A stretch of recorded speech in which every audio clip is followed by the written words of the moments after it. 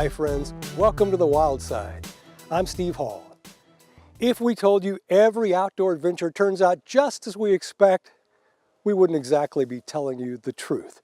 So we've adopted the old saying, what doesn't kill us makes us stronger, and we've learned to laugh a little along the way. An introduction to backpacking and camping course caught our attention, and since kids were invited, we had visions of a short hike ending in a cooler filled with iced drinks, hamburgers, hot dogs, and s'mores.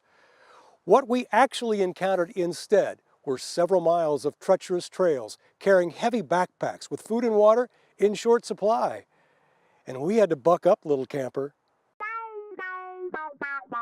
This is where it all begins, and where new hikers should be listening, like athletes listen for the voice of their coach. It's gonna feel tight at first, but that's gonna help you in the long run. And then if you want to strap across here, and that's, right into that buckle. Because what we're looking for is that the pack's moving with you instead of against you. But fairly certain we're good to go. We cram everything we can get into borrowed backpacks and pose for pictures. Turning our attention back to the action, we see that two of these hikers are not like the others. So what I'm wearing, amongst the World War I stuff, I've got a World War I era undershirt, this shirt right here. I've got leggings from World War I. We listen as our guides explain how they prefer going old style, in the spirit of Horace Kephart, author of the classic and very thick outdoor guide, Camping and Woodcraft. He was really all about catering your gear to you, what you're trying to accomplish. And his first trip probably wouldn't have been to an outdoor store, but down a grocery store and a hardware store. We didn't stop at a grocery store, but we'll get to that part later. Still, oblivious to what lies ahead, we're excited, energetic, and happy as we pass the 7.8-mile trail sign and head out into the open wilderness, across Pickett State Park and into the forest. This is cool. Of course, for whatever reason, we still think we're only hiking about 2 miles, or maybe it's 4. One of our guides confesses 4 miles is just a metaphor for infinity. Which is a bit of a challenge, especially with the 100-year-old gear, but that's the way they did it, and it's the only really good way to get a good handle on it. I'm almost too wide to come down this tip. This is the first for us, but we have camped and we have traveled a lot all over Tennessee. I told him about it and says, hey, you want to try it? Because it was intro to backpacking and we, never done it. So I thought he would like it, and I thought, it'd be good introduction. This is the worst time of the year to be out in the woods for yellow jackets. And it's the thing that's probably the most dangerous. All you need to say is yellow jacket if you've been stung, and we'll all pick up the pace and get moving. No kids came to hiker camp, although that's what we sort of expected on an introductory course. But there was one little dog giving us hope. If she could do it, surely we could. This is Abigail Grace, and she's our rat terrier. She's 10 years old, and she loves to go out in the woods and go places and do things like this. And we're counting on her to alert us in the event of an impending bear attack. Bears everywhere. With this big old group with a film crew, the chances of seeing them are so slim. I don't think any of us really want to see one this time. Maybe next time. The old stuff, you do not play dead. You never ever play dead for a black bear. You're just easier to eat. That's not a good idea. No bees, no bears, but some talk of blisters. And then that favorite vacation phrase, are we there yet? And pretty soon, we all start seeing the benefit of going beyond the boundaries of a typical hike. My favorite part was the bluffs, the overhanging bluffs, and the waterfall running down through the bluffs. It was really pretty. I think it was called Crystal Falls. Crystal Falls. That was really pretty. My favorite was the falls, but I also like the rock climbing. The outcroppings are just gorgeous here.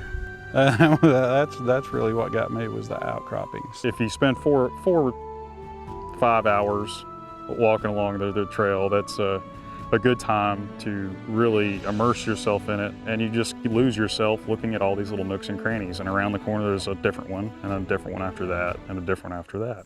He did just say 4 or 5 hours, but we do take frequent backpack breaks. It felt like having bricks on your back that sometimes shift, sometimes don't, but I guess it's according to what pack you have. But it was pretty heavy. After about the 3rd mile, it got pretty heavy. We're just carrying sleeping bags and a few supplies.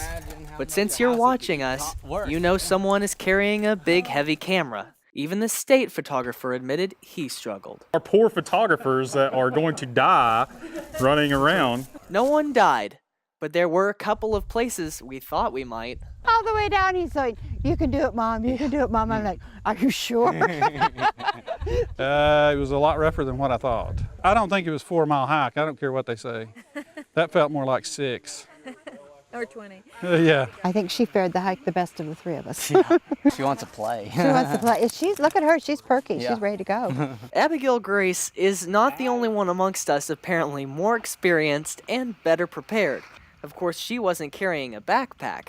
The seasoned hikers quickly set up their own tent village ahead of predicted rain, explaining what we should expect. It's not so much the sleeping part, it's the packing up the next day because all your gear's wet, and if it's heavy coming in, it's even heavier coming out. We're gonna survive some rain, but try to cook as best we can under a tarp on the fire. But the one thing we did prepare for was that thankfully we've got some stoves, and hopefully everyone will enjoy their meal. My mom spent a lot of time camping, and my dad, not so much. I fall somewhere in the middle, but I've got to honestly say, camping has been cold and miserable most of the time. But some of the best experiences I've ever had were right in front of the campfire. Everywhere you go in the world, humanity has fire. That is where you cook, that's where you live. And it allows for life in the beginnings of civilization. And no matter who you are, no matter where you come from, if you've been in the woods or if you haven't, you see a campfire, you're drawn to it, and no matter who's sitting on the other side, they become your friend. Remember, we didn't go to the grocery store, but our new friends have hardtack and freeze-dried camper packs. So we take turns tasting a variety of foods as the fire dies down and the rain sets in. My boss has this saying called "There's no such thing as bad weather, there's just bad gear." So we tried to make sure everyone was prepared and knew that the rain was coming. We've also been able to keep in contact with the park rangers to make sure that there's no bad storms. If there were things like lightning and thunder coming, we would definitely make some different decisions, whereas just rain is something that you can work through with a rain jacket and a couple tarps that we've got set up. Park rangers are by far the most valuable players, teaching us how to filter water, listening to our complaints, and commiserating with us as needed. It was a bit of a grueling hike, me as well. It's been a while, I'm way too out of shape for this, but we had a good hike, lots of beautiful overlooks, and the rain actually has not been all that bad. It's been a nice drizzle. It's good sleeping weather. We all appreciate people who look on the bright side of every situation. It puts it all back into perspective. I love the idea of the sort of survival aspect of it, and while we're not out here, hunting and gathering for our own food and making our own shelter, I like the way it makes me feel. I like being able to carry pretty much what I need to survive on my back for a couple days, and knowing that I can push my body to those limits, and actually when you finally reach your destination or finally see those views, it makes it all worth it to me. And then of course meeting everybody of all varying levels. It's so much fun to talk to people and experience the same things that I love with people that either are just starting out or have done it before, just kindred spirits. Described once as a place with unending interest, we've seen inside an area we couldn't have seen any other way than pushing past that place where we really wanted to stop. I'm Ezekiel Noel Hall, on the wild side. By the time we got back to the state park pickup truck waiting to haul us all out, it was mired up in the mud, so we had to dig even deeper into our resolve. It was not the most magical experience, but it was certainly one of the most memorable. We've talked a lot about it since then, and now we're discussing the possibility of going on a state park survival course. You can hike over to our website, wildsidetv.com, to learn more about state park upcoming events.